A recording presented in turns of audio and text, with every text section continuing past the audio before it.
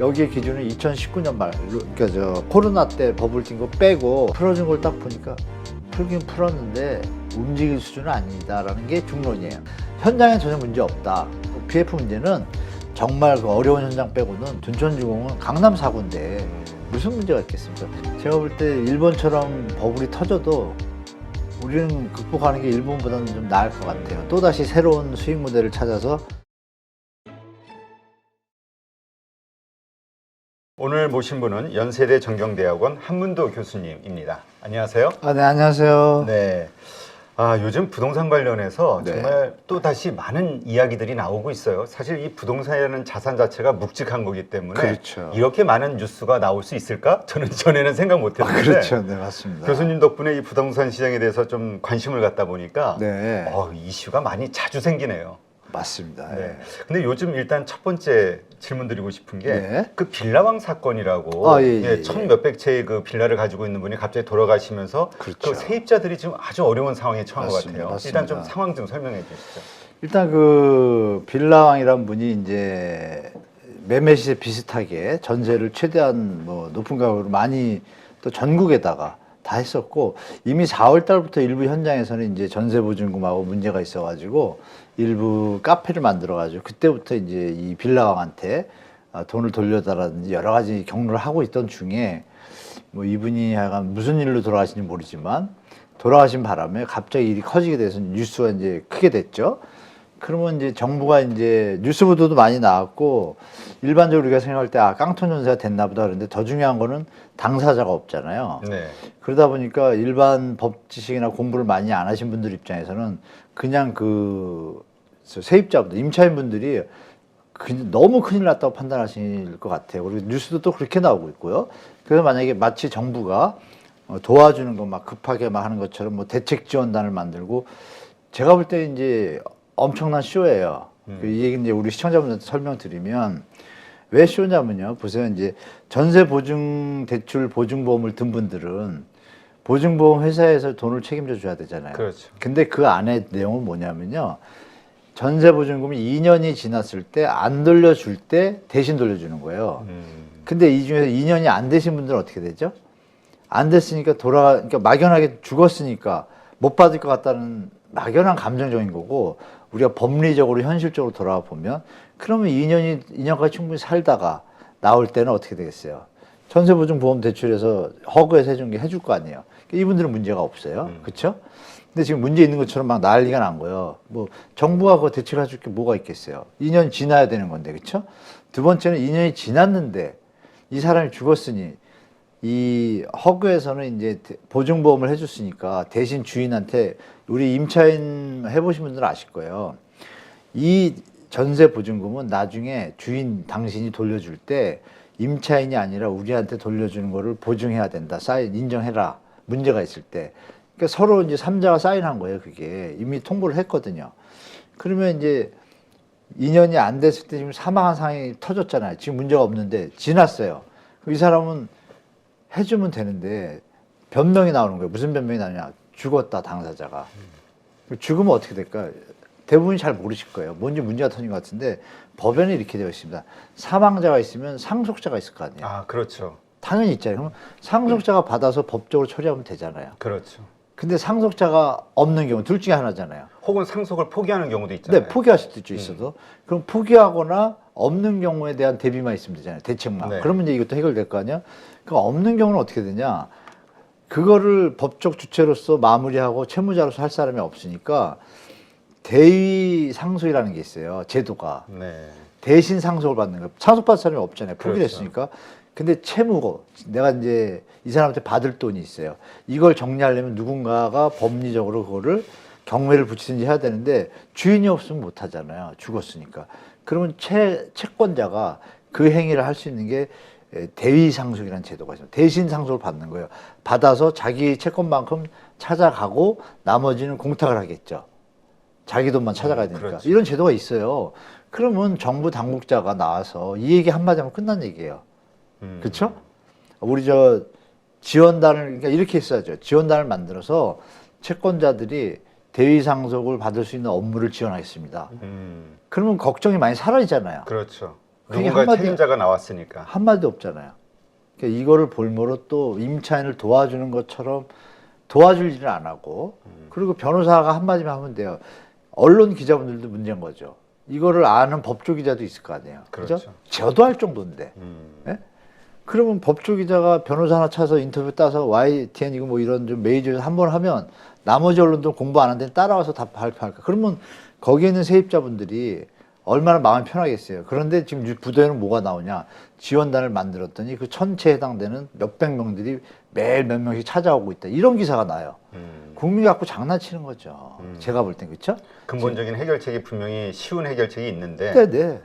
그러니까 그런 부분에서 마음이 많이 안타깝죠. 그러니까 이게 언론이나 정치인들이 국민들을 이 8.15처럼 가족의 마음으로 대하는 게 아니라 정치 시나리오로 자꾸 접근하고, 언론들조차 정치 시나리오에 줄 붙어서 무슨 뭐 떡고물이라도 바라는 이런 모양새의 이 언론 생태계가 지금 걱정하시는 것처럼 많이 걱정스러운 건데, 물론 이거는 있죠. 매매가가 2억인데 전세가가 2억 1,000이면 1,000만 원은 뺏기게 되잖아요. 그렇죠. 그런 문제는 뭐 어떻게 피할 수 없다 그러지만 나머지 부분은 충분히 제가 얘기한 정도만 해도 되는데, 이런 부분에 대한 지원을 먼저 오픈 안 한 게 많이 아쉽습니다. 제가 볼 때. 근데 이거는 꼭 빌라왕 이 특정 사건에만 해당되는 게 아니라 사실 네. 그동안 갭 투자하신 분들이 많이 있고, 그로 그렇죠. 인해서 생길 수 있는 그 부동산 하락으로 인한 전세금 그 보증금을 못 받는 그런 상황에 네, 처하신 네, 분들이 네, 또 네. 사실 많이 있잖아요. 실제 있죠. 같이 다 이렇게 적용이 될 수 있는 거라고 봐야 되나요? 이건 좀 케이스가 다르죠. 이건 좀 케이스가 다르고, 그 부분 지금 말씀 주신 부분에 대한 대책은 사실 정부가 사실 직무유기범이에요.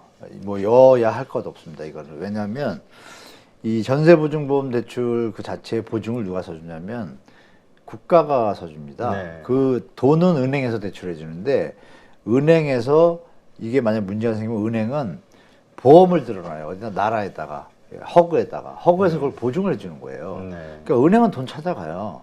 근데 나중에 문제가 생기면 허그는 그 돈을 보증보험에 문제가 터질 때는 일단 메꿔야 되잖아요. 나중에 구상권 청구를 하고. 메꿀 때 국민 세금을 하고 있는 거예요. 우리 여러분들 아시는 왜 주택복권 사고 뭐 이런 여러 가지 청약금 있잖아요. 이런 돈으로 이루어진 게 그 허그의 재원이에요. 네. 다 우리 세금이에요. 근데 그걸 가지고 이 은행의 수익은 보장하고, 임차인들은 대출 늘려주면 늘려줄수록 은행은 이자율이 더 올라가니까 더 벌 거고, 근데 이 이자율이 뭐 사고가 터졌을 때 국민 세금을 맺고, 이런 뭐 이상한 문제가 있어요. 누누이 제가 강조하는데, 그러면 애초에 대출을 할 때 상식적으로 우리 경매나 이런 얘기를 들어보시면, 경매를 붙으면 시세보다 뭐 20% 정도는 싸게 낙찰되는 게 통상적인 상식이거든요.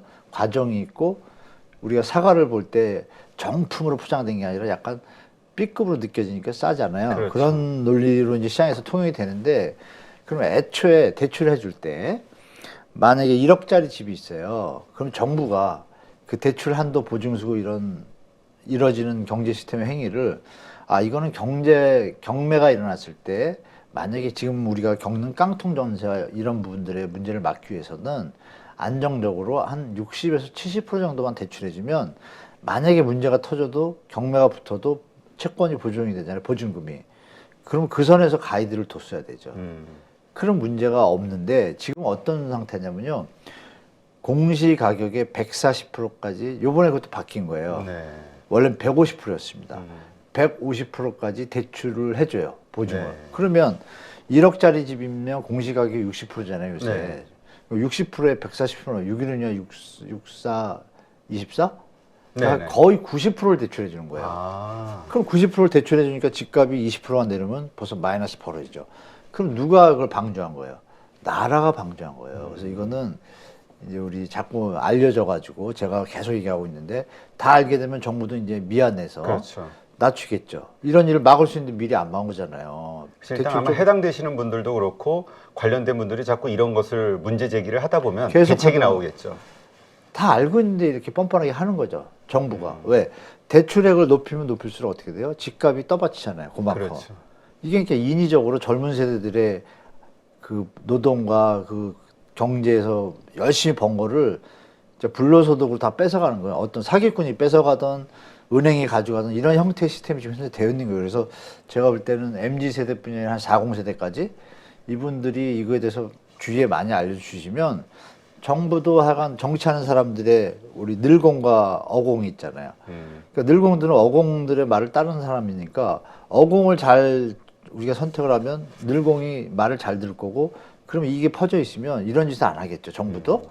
그러면 이제 우리가 느끼는 이 약자들이 당하는 피해의 어떤 일들은 지금처럼 많이 안 벌어지겠죠, 당연히. 그렇군요. 네. 그러니까 앞으로 이런 그 제2의 빌라왕 네, 맞습니다. 사건, 네, 맞습니다. 이러한 일들이 벌어지지 않게 할 수 있는 재발 방지책으로도 네. 그게 가능하겠군요. 그게 원천적인 거죠. 일단 대출이 적으면 대출 우리는 일부- 그냥 집값 대비 대출을 많이 해주면 좋다라고 생각을 하고 그거 있었는데 아닙니다. 사는 사람 입장에서는 네. 이게 또 그런 함정이 있네요. 집값을 부양하는. 네, 제가 여기서 디테일까지 말씀드린 건데 사례를 말씀드리면 대충 이해되실 거예요. 예. 이 동네 집이 10개를 새로 지었어요. 근데 주위 시세가 2억이었어요. 근데 어느 나라에서 대출을 요새 청년 대출 뭐 이런 게 있잖아요. 전세 대출. 그렇죠. 저리로 3억까지 해준다고 가정을 할게요. 그럼 이 10개를 팔 사람들은 전세 대출이 3억이 나오니까 집이 3억이 안 팔리고 있었어요. 근데 전세 대출을 해도 일반 이자가 아니라 정책 이자니까 싸잖아요. 네. 그러니까 전세들 젊은이들은 대출 싸니까 그냥 들어가는 거예요. 그러면 2억 9천에 팔 빌라를 3억에 전세를 넣으면 돈 다 뽑잖아요. 네. 그래서 바지를 세우고 빌라왕처럼 죽으면 이렇게 정리가 되는 형태가 이어지는 거예요. 그러니까 애초에 전세가 그 원천적인 원인을 제공하는 거죠. 전세 대출이 애초에 그러면 그 가격에 무조건 60% 50% 이하를 하면 시장이 어떻게 되겠어요? 여러분들이 갖고 있는 수요자들이 갖고 있는 자금에다가 그 50%를 더해가지고 그 한도면 7, 80%안 가잖아요. 그럼 집값이 더 펌핑이 안 되잖아요.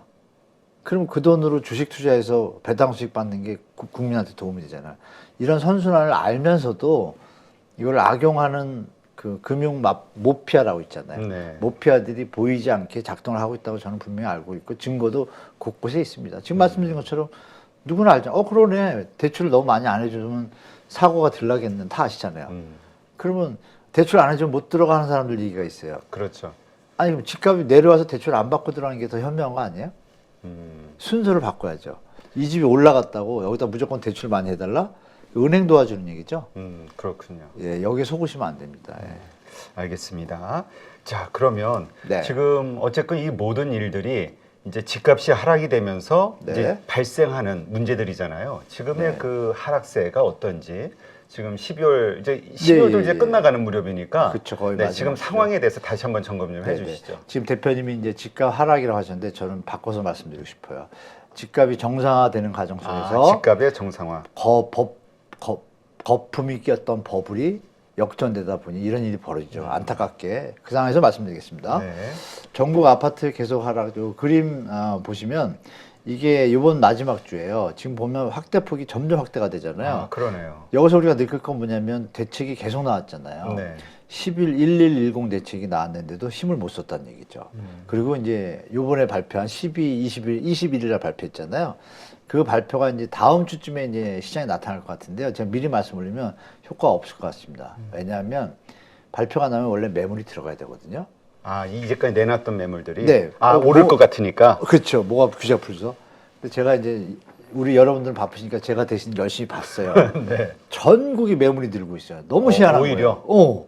그래서 이게 들고서 못 팔고 이랬던 사람들이 이때가 탄수다라고 내놓은 게 더 많아진 거예요. 그러니까 요번이 반등 그 정부 분위기가 대책으로 살려는 사람들이 나올 때 빨리 팔아야겠다. 그렇죠. 똑똑해진 역시. 거네요. 그렇죠. 그분들도 똑똑하지만 중요한 건 소비자들은 똑똑해진 거예요. 근데도 안 사. 그래도 안 사니까. 근데 그거를 정확하게 판단하려면 한 2주 정도는 봐야 되잖아요. 그래서 우리 시청자분들한테 이제 이번 주하고 다음 주 정도 지나서 1월 초 이때 되면은 이게 어느 정도 효과가 있는지 만약에 많이 올라가면 제가 이거 그 설명 드릴 수 있고 그 거래량과 거래 빈도, 가격을 보면 시장상에 나오거든요. 이게 어느 정도 앞으로 영향을 미치겠다. 그건 다 다음 주에 말씀드리고 이 금리 인상이 이제 조금 있으면 또 다음 달에 하잖아요. 이것도 이제 미리 이제 다들 알 거고 정부 대책이 이제 임대사업자 부활하고 규제 하나 세게 나왔어요. 나왔고 아마 1월이나 2월쯤에 제 생각에 예전에도 그랬어요. 2008년도에도 이렇게 막 하락기에는 차근차근히 가다가 결국 강남 409, 3구만 빼고 모든 규제 지역을 다 풉니다. 그러면 전매 제한도 되고 대출도 되는 거예요. 그럼 좋게 얘기하면 정상화, 좀 비판적으로 얘기하면 투기판을 만들어준 거예요. 투자판을. 이게 과연 움직이냐 안 움직이냐는 우리가 봐야겠죠. 미국의 금리 인상이 있어서 마지막으로 이제 IMF 경고가 있잖아요. 이게 괜히 나온 게 아니라 요번 데이터는 좀 틀립니다. 우리 뭐 아시는 분도 아시겠죠. 요번 데이터는요. IMF가 지금 2014년, 15년, 17년, 20년, 21년 올해까지 6번째 크게 된 건데요. 요번이 제일 세게 냈습니다. 제가 그거 다 보면 IMF에서 한국 부동산에 대해서 경고를 한 게 가장 강도가 세다? 3번은 가계부채. 근데 그 가계부채가 부동산 때문에 발생한다고 해놨는데 요번에는 아예 단어가 틀리고 틀리잖아요. 그렇죠. 요번에는 부동산 때문에 아예 딱 집어가지고 부동산 문제를 그러니까 부각이 된 거죠. 근데 이게 가계부채가 한계를 넘어섰다는 거를 요번 보고서는 데이터가 그전에는 이제 뭐 10장짜리 보고서였으면요. 이건 좀 장수가 커요. 아시아 태평양 지역에 이제 주택가격 안정과 이제 부담에 대해서 보고서를 만든 거예요. 근데 이번에 최초로 좀 사람들이 많이 붙어가지고 데이터를 엄청 모은 거예요. BIS라 해서 국제결제은행에서 집값 데이터하고 OECD 데이터 넣고 뭐 우리가 여러분들 아시는 뭐 LTV, DTI 이런 거 있잖아요. 그리고 경제 성장률 뭐 이런 데이터를 총합해서 넣어가지고 회귀 분석 그러니까 여러 가지 변수들이 다 들어와가지고 나중엔 어떻게 될 것인가 부동산 가격이 이걸 뽑은 거예요. 그래서 데이터가 되게 두껍고 보고서가 데이터 내용이 거의 퍼펙트해요. 제가 볼 때. 더 이상의 완벽한 데이터 나올 수가 없는데 그거 제가 또 유심히 봤죠. 짧은 영어도. 여러분들 아시는 뭐 이렇게 번역기도 그렇죠. 돌리고 어려운 번역이 거. 있으니까 어려운 거 참 좋은 세상인 것 같아요. 네. 보니까 이거 받아들일 신뢰성이 높다. 신뢰도가 상당히 예전 거보다. 네. IMF가 틀린 경우도 많았거든요. 근데 맞는 경우도 많거든요. 그러면 안 좋은 거는 우리가 대비를 해야 되잖아요. 그렇죠. 그래서 시청자분들이 대비하시기 바라고. IMF가 급락할 것이다 이렇게 경고를 한 급락이라는 표현을 안 쓰고요. 이 시장 분위기상 미국 금리 인상도 또 산입을 안 했어요. 현재 금리 인상된 상태에서 12월 14일에 발표했거든요. 그때 기준에서 이제 한 거예요. 근데 앞으로 더 올리잖아요, 미국이. 그거는 산입을 안 했다라고 또 보고서에 붙여놔요. 그러니까 더 올라갈 것이다. 그렇죠. 그 얘기는 우리가 추측해야 되고 그 상태에서 10% 하락할 가능성이 높다라고 정리해 놨어요. 그래서 한번 들어가서 보시면 좋을 것 같고요. 시장 상황 근데 보시면 이미 10% 이상 빠지지 않았나요? 지금 10% 이상 빠졌는데요. 여기에 기준은 2019년 말, 그러니까 저 코로나 때 버블 뛴 거 빼고 전년 대비가 아니군요. 전년이 아니고 19년 부동산이 더 많이 튀기 전 우리 19년. 막 튀기 20년 이전, 그러니까 20년도 기준으로 해서 고소해서 10% 내려갈 거다라고 LTV나 이런 걸 비교해 보니까 그렇더라고요. 가계부채하고. 그래서 조금 우리 고려해 볼 만한 것 같아요. 이거는 네. 타당성이 있는 것 같아요. 그리고 이제 시장 상황을 말씀드리면 이게 이번 주인데요. 더 내려왔습니다. 이 그림이 점점 많이 내려와요. 저도 좀 걱정될 정도로 너무 미국이 금리를 너무 짧은 시간에 많이 올리니까 이게 여파가 큰 것 같고 그 매매 시장인데 중요한 건 여기 보시면 0.73, 0.9 이렇게 전국, 수도권, 지방, 서울이잖아요. 서울도 드디어 그 전까지는 0. 여기서 막 버티다가 전국에 똑같이 가는 거예요. 0.72 비슷하죠. 그리고 수도권은 이제 저번에도 말씀드린 인천이나 수원 같은 데 입주 물량이 많아서 더 내려왔고 중요한 건 전세 가격이잖아요. 지금 수치가 0.7, 뭐 57이잖아요. 여기는 이제 일자가 나오기 시작합니다. 여기 보시면 서울이 마이너스 1, 전세입니다. 이거 전세. 마이너스 1이에요. 이거 큰 거거든요. 저번에도 말씀드렸지만 단순으로 하면 단순 덧셈으로 하면 물론 매주 52주를 곱하면 1%면 52%잖아요. 그렇죠. 말이 안 되는데 아시겠지만 이제 역복리로 계산하면 한 40% 정도 떨어져요. 1%씩 52주면. 그러니까 이게 심각한 수치인 거죠. 1%면. 이게 얼마나 갈지 보셔야겠죠. 6대 강의실도 또 그림 똑같습니다. 보시면 자꾸 이제 점점 이게 이제 규제 완화 대책이 나왔으니까 다음 주나 다다음 주는 조금 줄 수 있어요. 그렇게 시장 예측하시면 되고 전세가는 또 다 일자 여기 마이너스 1이에요. 상당히 폭이 깊어졌습니다. 이렇게 여러분들이 시장이 생각보다 지금 강하게 내려가고 있다고 보시고 서울시 아파트 매매가격 변동인데요. 서초 이거 묶어놓은 걸로 보여드릴게요. 다 같이 서초 강남 이렇게 우리가 여러분들이 선호하는 지역인데요. 보시면 여기 잠깐 올라갔었어요. 여기 올라간 데들 있잖아요. 네. 이게 이제 1110 대책 나오고 나서 잠시 심리적으로 반등했는데 힘 못 쓰고 다시 내려오고 있고 다시 내려오는데 노원이 심각하죠. 노원이 영끌 세대가 많이 들어갔잖아요. 그러니까 못 버티는 영끌 세대들이 많으신 거예요. 투매가 벌어진 거예요. 제가 볼 때. 네. 그래서 노원은 당분간 이게 계속될 것 같고 서초 강남은 지금은 버티는데요. 입주 물량이 어마어마합니다. 저번에 제가 말씀드린 분이지만 한 10,000세대가 지금 그러니까 작년 그러니까 올해라고 치면 내년에 올해가 작년이 되잖아요.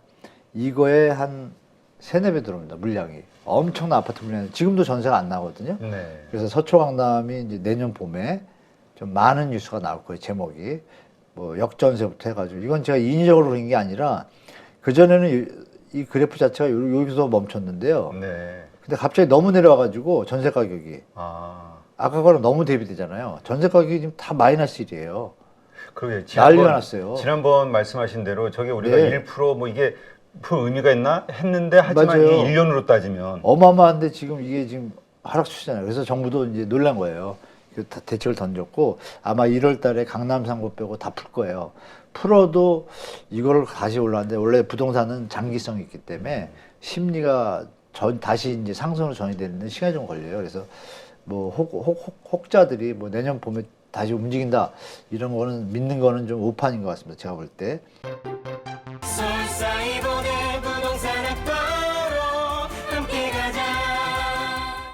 그리고 이제 내용을 보면 여기 그럼 다주택자들이 움직일지 안 움직일지 우리가 고민스럽고 막 무주택자분들이나 다들 관심사일 거란 말이에요. 그렇죠. 시장 어떤 그 제가 이제 여기저기 다 알아보고 제 이제 알고 있는 논리를 던져서 정리해 보니 효과가 없다. 일단 결론 저렇게 납니다. 왜냐하면 여기 저 12%였거든요. 취득세가. 네. 그러니까 이제 두 주택을 갖고 있는 분들이 하나를 더 사고 싶으면 취득세가 10%니까 이 내려오는 와중에 10%까지 벌써 마이너스 손실을 보고 들어가는 건 바보잖아요. 그렇죠. 그러니까 이건 부담돼서 거의 안 움직이고 있었어요. 그런데 반으로 낮췄어요. 2주택자는 4%, 3주택자에서는 6%로요. 이것도 크잖아요. 그렇죠. 강남에서 10억짜리면 6천이에요. 6천 회수하려면 아시잖아요. 얼마나 큰지. 근데 이런 부분이 지금 내려가고 있잖아요. 그러니까 힘을 못 쓸 것 같고 제 주위에 이제 그 투자를 많이 한 지인들이 있어요. 그러니까 저도 그분들은 현장 투자 뛰어난 분들이에요. 뭐 주로 이제 오피텔 뭐 20-30개, 뭐 아파트 뭐 5개, 10개 이렇게 가진 분들인데 제가 아는 분들이 좀 있거든요. 또 그분들은 이제 정책이나 이런 것에 대해서 제가 좀 잘 아니까 또 서로 정보를 교환하는 상태죠. 그분들한테 제가 물어봤죠, 역으로. 어떻게 좀 투자하실 만한가요? 라고 물어봤더니 아, 지금 왜 해? 딱 첫 마디 그거예요. 아, 지금 왜 해? 떨어지는 칼날 왜 잡어? 풀어준 걸 딱 보니까 풀긴 풀었는데 움직일 수준은 아니다라는 게 중론이에요. 네. 그래서 진짜 부자들은 안 움직일 것 같고 이제 갭 투자하기 힘든 분들 이분들이 아마 언론상에서 댓글로 펌핑할 거예요. 드디어 또 온다 오른다 속지 마시기 바라고 좀 더 지켜보시고 주택담보대출 허용을 했어요. 이게 좀 변수인데요.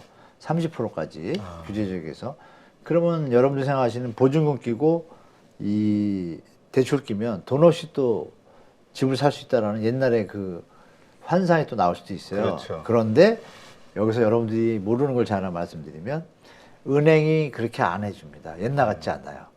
지금 돈도 없이 이거를 대출로 산다? 그러면 그냥 절대 안 해주고요. 그 사람이 만약에 1년에 1억을 벌고 있어. 이자를 내고도 7천이 남아. 이럴 때만 해줍니다. 네. 그래서 우리가 아는 영끌, 능력이 없는 데만 하시는 이런 행위 있잖아요. 그게 안 일어나요. 못 일어나요. 은행에서 이미 다 카트가 돼요. 그래서 생각보다 효과가 적을 수밖에 없습니다. 그렇군요. 그리고 이제 임대차 시장 여기 있는데 임대사업자 제도는 또 이것만 해도 1시간인데 정부가 연구를 많이 했어요. 여기 보시면 15년 있잖아요. 네. 그 임대사업자 제도가 아시겠지만 박근혜 정부 때도 그렇고 문재인 정부 때도 그렇고 임대사업자 제도에 혜택을 너무 주니까 사람들이 막 투기성으로 막 매집을 했잖아요. 그렇죠. 취득세도 감면해주고 그러니까. 근데 이거를 이제 다시 번복을 해서 다시 살리면 욕먹잖아요. 그렇죠. 그러면 내년 총선에 문제가 있죠. 후년에. 그래서 고육주택 그때 나온 것이 10년, 15년짜리 만든 거예요. 명분을 갖기 위해서. 10년이면은 주택시장에 전세시장, 임대차 시장에 안정을 줄 수 있는 요인은 분명히 되잖아요. 네, 그렇죠. 이걸 명분으로 내세웠는데 여러분들이 아실 거는 그게 도리어 주택이 매물이 없어지는 효과가 있잖아요. 왜 그걸 다 사면 그거는 집들을 10년, 15년 팔지를 못하잖아요. 그렇죠. 이런 양면성이 있어요. 그래서 정부는 그렇게 내세우지만 차라리 원래 해야 될 건 뭐냐. 요새 피부편 문제 있잖아요. 네. 미분양이 많이 나면 그럼 미분양을 사줘야죠. 이 사람들이. 그죠? 진짜 국가를 위한다라면. 그 분양가를 낮춰서 그렇죠. 그러면 서로 건설사도 위기를 넘을 수 있고 이 사람들도 공익적인 역할을 했으니까 혜택을 주는 거에 대해서 누가 봐도 인정이 되잖아요. 그런데 왜 기존 주택을 왜 하죠? 이거는 이제 뒤에 투기 세력이 이제 숨어 있다고 봐야죠. 그래서 이게 제가 이제 확인해 본 결과 다시 집값이 오를 때 이게 난리 나거든요. 그 투기 세력이 올 때는 선별적으로 뭐 다시 뭐 하겠다라고 웅엉을 대더라고요. 요점은 이게 두 가지 양면성이 있다. 근데 지금은 안 먹힌다. 그러나 금리 인하가 멈추고 시장이 다시 살아날 때 이게 난리가 날 수 있는 요소이기 때문에 물론 연착륙에 도움이 분명히 되는 건 맞습니다. 심리적으로 좋은 효과를 줬기 때문에 조금은 이제 투매가 좀 줄 수는 있어요. 특히 임대사업자 물건 있잖아요. 네. 그러니까 아까 제가 늘어났다 그랬잖아요. 여러분들 요 얘기만 아시면 되게 좀 이해가 되실 텐데 임대사업자 매물이 너무 많거든요. 우리나라에 많은데 임대사업자에서 혜택이 많아서 없앴잖아요. 그렇죠. 이번 정부를 올렸는데 네. 근데 임대사업자 제도에 4년짜리가 있어요. 4년짜리 임대사업자 끝난 게 작년부터, 올해부터예요. 그래서 그럼 팔아야 돼. 안 팔면 양도세 중과를 맞아요. 그러니까 세금을 많이 내느니, 그러면 빨리 팔아서 감면을 받자. 이래가지고 물건들 파실 거 아니에요. 4년짜리들이. 근데 그분들 물건이 이어서 할 수 있게 만들어준 거예요. 이거를. 그럼 그분들이 막 팔려고 내놓은 게 들어가겠죠. 그래서 저는 매물이 줄 줄 알았는데, 2주 동안 안 줄은 거예요. 네. 그러니까 요 얘기만 여러분들이 잘 생각해 보시면 되게 짧은 얘기지만 매물이 줄어야 정상인데 안 줄고 내놨다. 아까 모두에 말씀드린 것처럼 이때 팔아야지. 이게 심리들이 지금 좋지는 않다. 시장이 이렇게 판단하시면 될 것 같습니다. 네, 그렇군요. 그러니까 이게 이번에 21일에 네, 맞습니다. 2023년 경제정책 발표하면서 부동산 대책 나와 있는 핵심 내용인 거죠. 그렇죠, 네, 맞습니다. 그럼에도 불구하고 네. 이것이 시장에서 큰 효과는 없을 것이다. 네, 네. 근데 아까 생각보다, 말씀하신 대로 예. 어쨌든 매물이 현상은 매물이 오히려 더 늘어나고 있다. 네, 네. 신기하게 늘어나고 있어서 이게 뭐지? 저도 근데 제가 이제 해석할 수 있는 건 그거죠. 이 기회에 그러니까 그분들조차도 시장에 더 하락할 수 있다고 보는 분들이 많다라면 매물이 더 늘어나겠죠? 네. 근데 일단 21일인데 지금 한 일주일 돼 가는데 매물이 늘어났다는 거는 우리 시청자분들이 좀 이거는 우리가 시장의 흐름을 제가 말씀드린 방향으로 의외로 하방 심리가 더 강하다라고 판단하는 게 좋을 것 같습니다. 네, 알겠습니다. 솔사이보네 부동산 학과로 함께 가자. 말씀하신 것처럼 부동산 PF와 관련해서 예, 요즘 그 둔촌 주공에 대한 걱정이 많은 것 같아요. 많은 전문가분들이. 걱정 안 하셔도 됩니다. 그래요? 네. 왜냐하면- 어떤 걱정을 하시는데요? 뭐냐면 이게 이제 긴급하게 그 PF 대출을 일으켜서 한 7,200억 자금을 네, 받았잖아요. 네, 네, 네, 네. 근데 19일 날이 그 상환일인데 상환일이죠, 예. 이게 미분양이 혹시나 나면 네. 그래서 상환하는데 어려움이 생기면 이 가장 좋다고 평가받을 수 있는 우수한 어떤 전문가가 그래요? 네? 어떤 전문가가 아니 그래요? 그래서 혹시나 미분양 나진 않을까? 왜냐면 미분양 날 수 있어요. 왜냐하면 그 지금 부동산 가격은 점점 하락하고 네, 있고 네, 지금 네. 분양가보다도 그 주변 시세가 더 떨어질 것으로 예상이 되는 시점에서 네. 누가 지금 그것을 살 것이냐에 대한 퀘션, 그러니까 만에 하나 미분양이 나거나 이러면서 PF 자금을 되돌려주지 못하면 12% 자금이라고 하더라고요. 네. 요것을 되돌려주지 못하면 부동산 PF 그 어디죠? 레고보다도 훨씬 큰 충격이 올 수도 있지 않겠냐. 어느 분인지 참 궁금한데요. 네. 제가 볼 때는 전혀 아니고요. 우리 시청자분들한테 이제 제가 그래도 30년 했으니까 좀 알 거 그렇죠. 아니야. 그러니까 틀릴 수도 있지만 거의 맞을 겁니다. 이 건설업계에서 기본이 뭐냐면 만약에 매출액이 100원 다 분양이 됐으면 이게 100억이라고 가정을 할게요. 네. 100억이면 이제 여러분들 기억하시면 상가라고 있잖아요. 상가 아파트 같은데 상가 있잖아요. 네. 상가 물량의 매출액이 상당히 큽니다. 의외로. 근데 그거는 이제 나중에 분양을 해요. 그렇죠? 그러니까 그거는 여러분들이 아시겠지만 담보대출이 가능하잖아요. 네, 그렇죠. 더 어려워지지 않다 그러면 50% 60% 나오잖아요. 그 금액도 미리 계상을 해놓고 이 분양 물건에 대해서는 한 70%만 분양이 되잖아요.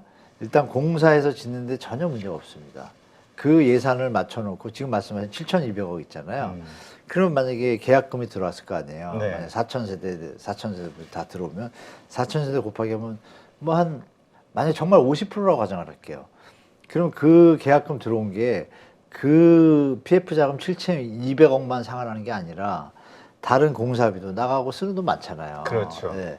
그 총합적으로 가는 건데 그 돈이 들어오기 시작하면 이 돈은 계속 끝까지 들어올 거 아니에요. 그럼 나머지가 만약 미분양이 20%가 났다, 30%까지 났다고 가정을 할게요. 70%면 일단 이건 짓는 데까지 전혀 문제 없이 갑니다. 아, 70%만 네, 완전 그러면 분양돼도. 네, 그 30%는 조합이 어떻게 계약했는지 모르겠는데요.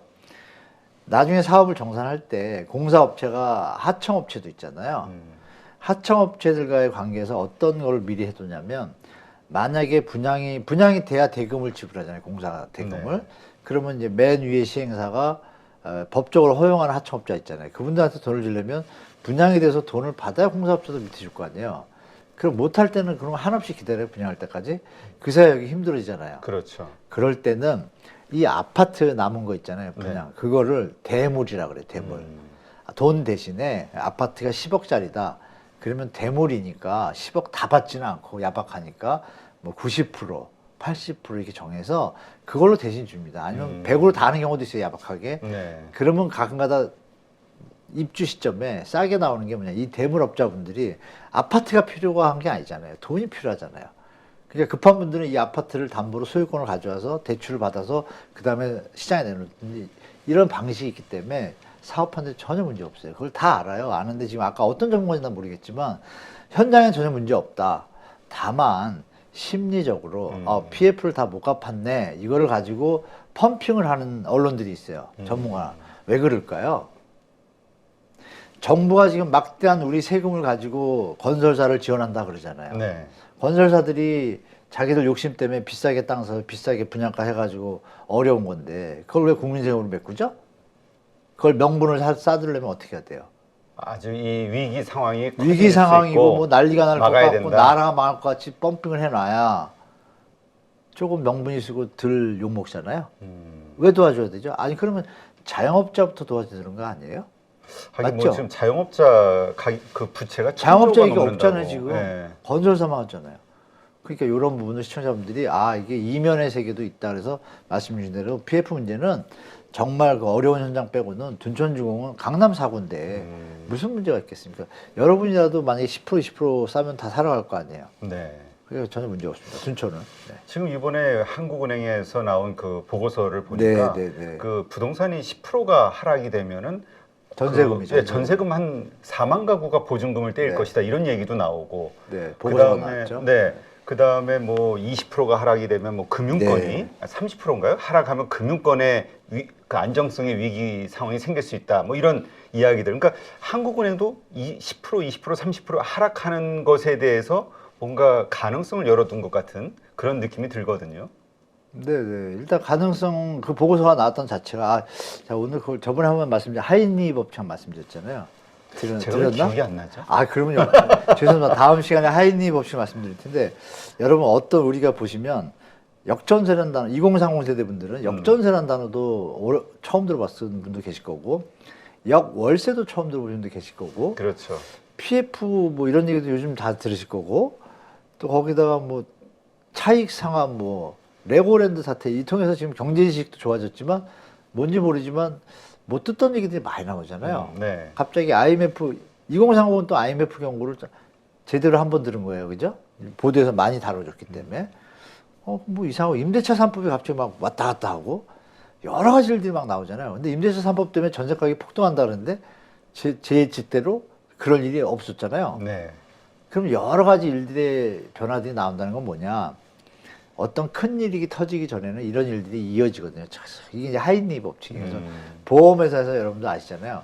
뭐 사고 2번 이렇게 할증료 내잖아요. 그렇죠. 이런 게 왜 나왔냐? 이 하이니라는 양반이 미리 다 데이터를 낸 거예요. 그래서 한 10년 동안의 교통사고를 갖다가 다 정리해 보니까 노 인저리, 안 다친 차만 부딪히는 사고 이런 게 한 300건 이렇게 나면은 29건 정도는 좀 다치는 거예요. 뭐 팔도 부러지고 뭐 이러고. 근데 그 중에 한 건은 뭐 몇십 명이 갑자기 막 다 죽는다든지 아니면 큰 사고가 나는 거예요. 이게 1대 29대 300이라는 법칙이에요. 네. 이 요점은 뭐냐? 어떤 일들이 안 일어나는 일들이 자꾸 일어나는 게 쌓여가지고 그럼 큰 게 좀 몇 개 터지고 그다음에 큰 게 터지죠. 우리는 이걸 이제 경제로 들여온 시도가 한 20년 전부터 있었고 네. 적용해서 많이 써요. 쓰는데 그러면 지금 느끼는 게 똑같잖아요. 없던 일들이 막 일어나고 있어. 뭐 전세금이 내려가는 데가 나오고 뭐 이상하더니 뭐 갑자기 한국은행까지 보고서가 나오네. 그럼 뭔가 이상하잖아요. 그렇죠. 그러면 대비는 해야겠죠. 아, 큰일이 벌어질 수 있다. 큰일하면 생명의 지원은 없습니다. 그냥 경제 위기나 침체가 올 수도 있겠구나. 이 정도는 우리가 대비해야 되고 한국은행의 보고서가 맞다고 할 수는 없어요. 지역마다 틀리고 이거를 이제 전체적으로 했지만 인천 같은 경우에는 지금 이미 입주 물량이 계속 쏟아져 나오기 때문에 제가 누누이 말씀드리지만 2, 3년 동안은 전세나 월세로 사시는 게 최고예요. 거기 2, 3년 집 살 일이 동안. 없어요. 인천에서는 네, 수원도 마찬가지고 수원도 수원은 광교 때문에 확 떴었죠. 오버한 거죠. 예, 제가 볼 때 원가 뻔히 나오는데, 야, 이거 사려니 맨하탄 가서 집 사죠. 그러네. 아, 진짜요. 그 VIP는 거기가 집 샀으니까 그 시절에. 그러니까 그런 흐름을 볼 때 여러분들이 앞으로 시장이 요즘 뭐 그런 얘기 하잖아요. 미국이 금리 나면 바로 반등? 그런 거 너무 기대하시면 안 되고, 뭐 대표님도 아시지만 경제의 이 흐름이라는 게 한번 그 얘기도 여기 경제 전문가도 나오시겠지만 제가 저도 한 10년 공부했기 때문에 아는데 흐름을 딱 보면 그림 보면 여러분들 아실 거예요. 우리 8.15 가족분들은 제가 다음 시간에 그거 조금 몇 장 해서 같이 말씀드릴게요. 결론은 그거죠. 경제 침체나 위기는 네. 한 번도 짧은 시간에 회복한 적이 없다. 단 하나 IT 버블 때 미국이 10개월인가 20개월 만에 회복한 적이 있어요. 그 외에는 없습니다. 한 열 몇 번의 경기 위기나 침체 속에서 이번에도 지금은 더 심하면 심하지 약하진 않거든요. 그래서 제가 볼 때는 너무 단순하게 보시지 마시고 좀 준비하셔야 될 것 같아요. 마음에 좀. 그렇군요. 그러니까 네. 지금의 이 부동산 하락 네. 이거 상황이 예. 상당히 좀 길게 갈 수 있다. 네, 그런 관심이 왜냐하면 많죠. 이런 의견 가지신 분도 있거든요. 워낙 지금 하락세가 가파르다 보니까 네. 오히려 반등도 좀 빠르게 뭐 내년 하반기나 아니면 뭐 후년 초나 이렇게 좀 빠르게 나올 수도 있지 않을까에 대한 기대감 갖는 분도 있거든요. 그거 너무 빠르신 거예요. 완전 빠르신 거고. 지금의 이런 급락세라 하더라도. 그럼 그거 반등할 것 같으면 그러면 연말에 그분들은 사실 거 아니에요. 딱 아까 말씀드린 것처럼 투자자분들을 보면 알잖아요. 그분들은 이런 얘기 드릴게요. 여러분보다 더 공부를 하고 이런 걸 차원이 아니라 몸에서 몇십 년 동안 해온 분들이에요. 연세들이 다 60 넘었어요. 다 부자들이고. 그분들은 경제도 다 알고 하는 속에서 이제 느낌이라는 게 있잖아요. 자기들끼리 대화하고 흐름에 대해서. 또 그분들이 잘 아는 건 뭐냐면 정치 흐름도 잘 알아요. 그러니까 그분들도 해보니까 이 정치가 부동산으로 연관되는 걸 알거든요. 그거 다 시나리오를 그려보는데 그분들의 지금 스탠스가 어떻냐면 언제까지 떨어질지 모르는데 그러니까 우리가 그런 말 있잖아요. 오르는 말에 타라 이런 거 있잖아요. 오르기 전에 안 움직이겠다는 얘기예요. 그러면 지금 성급하게 내년에 오를 거 하고 지금 살 겁니까? 샀다가 더 떨어지면 누가 책임져요? 그러니까 제일 좋은 건 제가 볼 때 그래요. 상승의 그 면이 올 때 그것도 그분들도 바로 안 사고 확인이 돼야 들어간다는 거예요. 그러니까 뭐 급반등한다? 그건 우리가 이제 이미 학습을 했잖아요. 우리 4050, 60은 알고 2030은 요번에 학습을 했잖아요. 지금 영끌해가지고 힘드신 분 알잖아요. 그분이 그러면 벌써 사실은 마음속으로 작년, 올해 한 해, 내년 한 해, 앞으로 후년, 2, 3년을 갖다가 얼마나 힘들었겠어요. 그분들 또 하고 싶겠어요? 근데 2008년도에는 7년 동안 고고생을 한 사람들이거든요. 그 사람들이 요번에 붙지는 않았어요. 그 사람들은 안 붙었는데 영끌 세대들을 하고 이제 60 세대들이 많이 샀어요. 이런 흐름이 있는데 그런 거 볼 때 제가 볼 때 급반등은 없다. 거기다가 이제 세계 그 금융 시스템이 바뀌었잖아요. 소득을 넘어서는 대출은 다 막는 분위기로 바젤 3가 시행된다고 누누이 말씀을 드리잖아요. 제가 누누이 말씀 안 드리나 드린 것 같아요. 바젤 3의 그렇죠. 내용 중에 DSR 항목이 저 밑에 숨어 있습니다. 그래서 너무 예전처럼 미국이나 일본이나 다 그거 했잖아요. 그렇죠. 소득 그거 안 따지고 주택 가격이 90% 100% 해줬잖아요. 그런 시대는 이제 없다는 얘기예요. 그러니까 그런 폭등은 이제 없다는 얘기죠. 그래서 지금 말씀하신 급폭등은 없다. 급반등도 쉽지 않다라고 그러니까 말씀드려요. 우리가 다시 이 상승세로 돌아선다 해도 갑자기 많이 떨어진 만큼 V자 반등이 아니라 상당히 그 U자 네네. 형태. 맞습니다. U자. U자에서도 U자가 이렇게 올라가잖아요. 평평하게 이게 아니라 오랫동안. 저는 늘어진 U자 같아요. 느낌에, 제 생각에. 물론 그 상관은 잠깐 반짝하겠지만 전체 그림으로 보면 늘어진 U자로 가다가 이제 우리가 인구도 감소하고 하니까 이제 이렇게 횡보하겠죠. 잘못하면 일본처럼. 그러니까 결국 우리가 급하게 집을 살 이유는 없다. 하락 많이 했다 해도 그렇게 네, 했을 들리는데. 때도 여유가 있는 거죠. 올라갈 때 급반등의 효과가 물론 뭐 그 바닥에서 못 산 게 억울할 수는 있겠지만 지금 최고점에 비하면은 그 값이 버틸 수 있는 가격이기 때문에 조급해하지 않아도 전혀 문제 없는 시장 상황인데 그걸 갖고 또 장난을 치거나 하는 일부 언론과 일부 세력들이 존재하죠. 근데 그것에 휘둘리지 않고 우리 뭐 유튜브 815나 좋은 유튜브도 요새 많잖아요. 뭐 그걸 정보를 잘 취합하셔서 본인이 판단을 잘 하셔야죠. 자산 관리를. 근데 지금 잠깐 말씀하신 것처럼 그런 우려하시는 분들도 있어요. 네. 이제 가구 수는 점점 이제 줄 거고 네. 일본처럼 장기 침체, 부동산에 더 이상 투자가 예, 예. 아니라 소비재로 네. 그냥 가격 변동이 크지 않은 그런 상황으로 가는 거 아니야? 라고 생각하시는 분들도 있던데요. 많죠. 예. 예. 근데 그 유사성이 한 70에서 80% 되고요. 아, 그렇게 될 가능성이? 네, 차이점은 한 20% 있더라고요. 우리 일단 민족성이 달라요. 아, 우리 이제 어떻게 다르죠? 뭐 어떻게 다를까요? 일본 민족성은 이제 순종형이고 우리는 역동적이거든요. 그렇죠. 어떤 문제가 있을 때는 가만히 안 있거든요. 그럼 우리나라는 급반등을 해도 그걸 정부나 국민들이 좌시하지 않잖아요. 근데 일본 애들은 하든 말든 그냥 따라가는 거예요. 올라가면 올라가고 내려 이게 없어요. 데모가 없잖아요. 그렇죠. 네, 그런 우리는 차이가 불만이 있으면 막 난리가 나죠. 난리 그러니까 나죠. 언론들도 뭐 이쪽에 붙었다가 돌아올 수밖에 없는 상황을 우리 국민들이 만들잖아요. 금모으기 운동은 역사적인 사건이잖아요. 전 그렇죠. 세계에 그런 나라가 없었잖아요. 여러분들 아쉽게 IMF 때 2년, 3년 만에 우리가 회복한 거는 전 세계 그 경제사에 써 있습니다. IMF, OECD 보고서에 써 있어요. 그러니까 한국이란 나라의 민족성은 이미 전 세계 사람들이 알고 있고 그래서 제가 볼 때 일본처럼 버블이 터져도 우리는 극복하는 게 일본보다는 좀 나을 것 같아요. 또다시 새로운 수익 모델을 찾아서 전 세계를 호령까지는 아니지만 할 수 있는 어떤 민족성이 있다고 봐요, 저는. 이 얘기도 드릴게요. 사실 믿거나 말거나 믿을만 한데 10년 전부터 언어 학자들이 많잖아요. 모인 자리에서 언어 학자가 꾸준하게 전 세계에서 과학적으로 제일 뛰어난 언어는 한국어다. 이걸 만국 공통으로 쓰자고 제안한 분이 꽤 계세요. 우리는 모르는 일인데. 그러네요. 근데 그거 역사에 남아있거든요. 근데 그거는 다 인정해요. 왜냐하면 외국 사람들 와서 한국어 보면 잘 배우잖아요. 왜 이렇게 잘 배울까? 왜? 처음에 어려운데 이치만 깨달으면 그냥 만사형통이거든. 대화가. 그죠? 네. 그런 부분에서 우리 민족성이 다르다. 이 점 때문에 일본처럼 그렇게 오더라도 우리 민족은 전 세계를 호령할 수 있는 그런 저력을 가지고 있다라고 말씀드리겠습니다. 그러니까 일본처럼 그러한 조건은 가능성은 크지만 그거를 다른 우리의 어떤 민족성에서 근거한 어떤 이유로 역동성으로 인해서 다시 부동산은 상승할 수 있는 가능성도 역시 또 있죠. 같이 우리나라가 있다. 좋아져가지고 외국 사람들이 막 온다 그러면 이제 점점 올라가는 거죠. 하긴 그렇죠? 미국의 부동산 값이 떨어지지 않는 이유 중에 하나는 계속해서 파가잖아요. 이민자들이. 계속 근데 파죠. 우리도 떠올려 보면 중국 쪽에서 사람들이 그렇죠, 오면서 그렇죠, 뭐 그렇죠. 대림 맞습니다. 쪽에 네. 집값이 계속 오른다, 뭐 대림동에 뭐 그런 이런 얘기. 개념에서 지금 송도가 반토막이 났지만 저는 송도를 개인적으로 많이 추천하는 스타일이에요. 어떻게 될지 그래요? 모르지만 중국하고 관계가 좋아질 날이 있을 거 아닙니까? 그렇죠. 세계는 역사 도니까 우리 때 아니더라도 우리 자식이나 손자 때는 분명히 좋아질 날이 있을 거예요. 그러면 송도가 안 떠오르겠어요?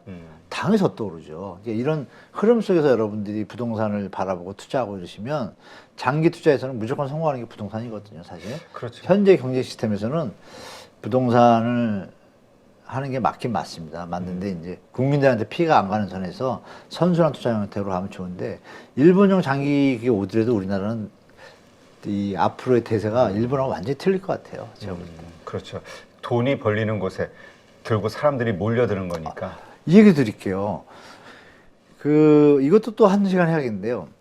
실크로드는 아시잖아요. 네. 근데 아시아 철도 실크로드가 생기는 건 아시잖아요. 유럽, 우리나라 부산에서 북한 원산, 속초 원산을 거쳐서 블라디보스톡을 거쳐서 몽골을 거쳐가지고 러시아를 거쳐가지고 유럽을 거쳐서 유럽 다 해가지고 거기서 런던까지 바다를 건너요. 영국에까지 가는 그 철도망이 전 세계가 사인했습니다, 지금.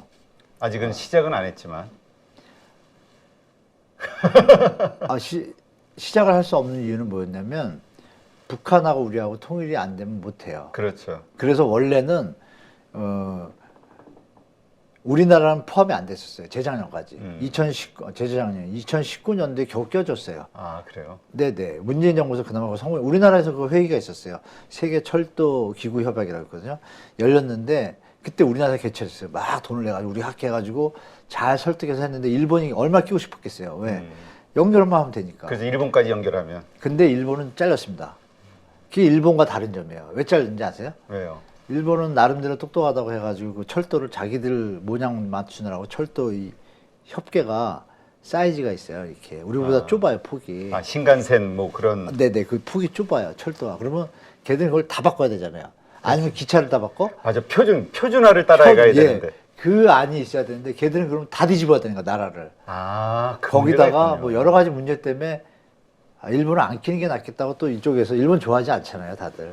그래서 잘렸어요, 일단. 그래서 현재 우리나라에서 영국 해역까지 그거는 사인이 돼 있습니다, 전 세계가. 만약에 그래서 그 프로젝트가 진행되면 이런 식으로 간다. 거기에 네. 한국이 포함되어 있는 걸로. 포함까지 돼 있어요. 그럼 우리나라 딱 끝나잖아요. 그럼 마지막 부산항은 어떻게 되겠어요, 앞으로?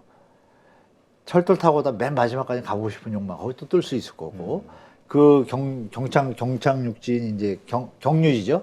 경유지인 만약에 30년 안에 통일이 돼야 되겠죠, 우리나라가. 그죠? 그럼 통일이 됐을 때는 블라디보스토크 밑에가 이제 막 험악한 땅이잖아요, 북한이. 그렇죠. 근데 블라디보스토크 여기 땅값이 경제자유구역인데요. 우리나라 땅, 그러니까 그 땅이 지금 분양하고 있어요. 경제자유구역으로 우리나라 사람한테 평당 한 300원 해요. 싸네요. 우리 기준으로 네, 보면. 그래서 제가 아는 분이 얼마 전에 5만 2천 평을 블라디보스토크 공항에서 블라디보스토크 시내까지 길가에 5만 평을 사셨어요. 아, 그죠? 어떤 사업을 하시려고 미래 시대를 위해서. 그러니까 그런 어떤 여러 가지 일들을 볼 때 우리 민족성이 벌써 틀리잖아요. 입지도 틀리고. 그래서 대한민국 일본과 다르다. 결론이 이렇게 드리겠습니다. 하여튼 뭐 우리 그 부동산, 우리가 사실 부동산도 주식과 마찬가지로 네. 큰 재테크 방법 중에 하나거든요. 그렇죠. 그래서 우리가 이걸 경원시할 필요는 없고 네네. 단지 이제 때가 아닌데 너무 과열된 상태에서 맞습니다. 자꾸 사람들이 맞습니다. 들어가니까 우리가 자꾸 뭐 교수님은 자꾸 말리는 거고 부정적인 네네. 이야기. 근데 어쨌건 부동산으로도 돈 벌 수 있는 기회는 다양하잖아요. 저도 너무 내려가면 이제 사라고 하죠. 그렇죠. 네, 당연히. 그러니까 그러한 시점이 되면은 또 그러한 어떤 움직여야죠. 우리가 예. 돈을 벌 수 있는 좋은 기회, 네, 투기가 네. 아닌 네, 네. 투자할 수 정상적인 있는, 투자. 정상적인 예. 투자할 기회가 있다면 또 그때 당연하죠, 우리 정보를 당연히. 주시면 또 우리가 당연합니다. 아주 큰 도움이 되겠죠. 아, 네. 네, 네. 너무 다들 우리 부정적인 얘기만 부동산에서 아니, 하신다라고 오해하셔가지고 네네. 오해하시 않으십니다. 돈 벌- 정상화를 얘기하는 거죠. 예, 정상적인 부동산 투자로 돈 벌 상황이 오면 그때는 또 거기에 무조건 맞는. 해야죠. 예. 근데 지금 잠깐 말씀하셨지만 우리가 그 이민자를 역동적으로 받아들이는 미국의 부동산 가격의 상승, 뉴욕, 네, 맨하탄, 네, 뭐 아까도 네, 말씀하셨지만, 근데 미국 쪽도 지금 아주 급락 상황이다, 거래 절벽에 빠졌다 이런 이야기들이 나오면서 부동산의 급락이 글로벌리 퍼져 있는 하나의 현상 아닌가 이런 생각이 들어요. 네, 그건 맞습니다. 그거는 이미 보고서에 다 나와 있고요. 이런 것들이 한국 부동산에 또 영향을 미칠까요, 심리적으로? 당연하죠, 심리적으로. 저쪽도 내려가는데 우리도 내려갈, 우리는 올라갈까 이럴 수는 없잖아요. 그러니까 다 내려오는데 같이 내려가죠. 산에서 다 내려오는데 혼자 있으면 좀 왕따 당하지 않나요?